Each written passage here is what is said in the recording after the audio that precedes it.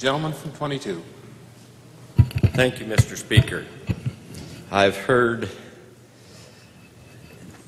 quite a bit of things this morning that troubled me.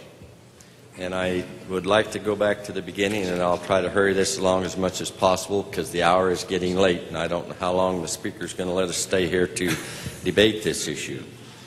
But remember this: the people created the states. Then the states got together after the Articles of Confederation didn't work so well for them, and they got together and formed a compact amongst themselves that created the Constitution. And out of the Constitution came the federal government, etc. Now, my question to this goes right here. If the creature is always allowed to decide what its powers are and make those definitions always, human nature tells me they are never going to limit their powers or pull in the reins from any source. At the beginning, there was a national movement and a states movement. Men like Hamilton and John Calhoun were nationalists.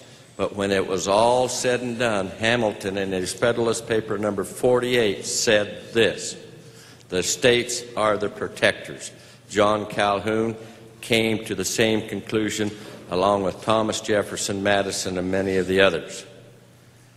Ladies and gentlemen, that's what this is all about.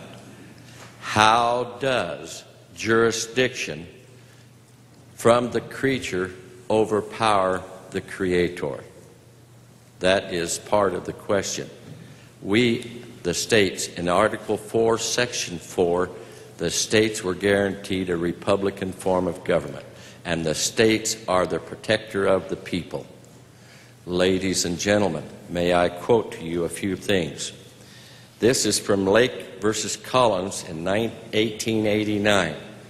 Why not assume that the framers of the Constitution and the people who voted it into existence meant exactly what it says? Then in 1927, Phelps versus the U.S., they said this: acts of Congress are to be construed and applied in harmony with and not to thwart the purpose of the Constitution. Now, we were having a harmonious Constitution for many years, 100 or more.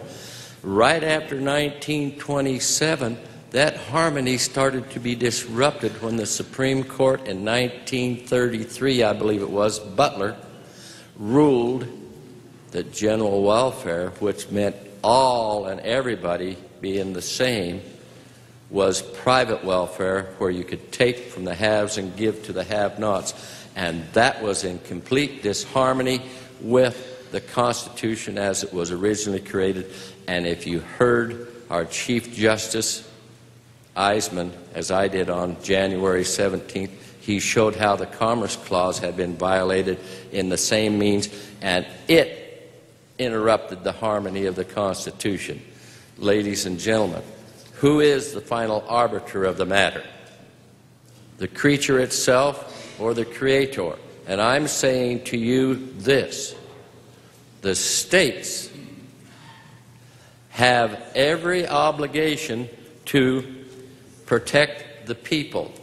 And in fact, let's quote again from the Declaration of Independence: but when a long train of abuses and usurpations pursuing invariably the same objective evinces a design to reduce them under absolute despotism, it is their right, it is their duty to throw off such government to provide for new guards.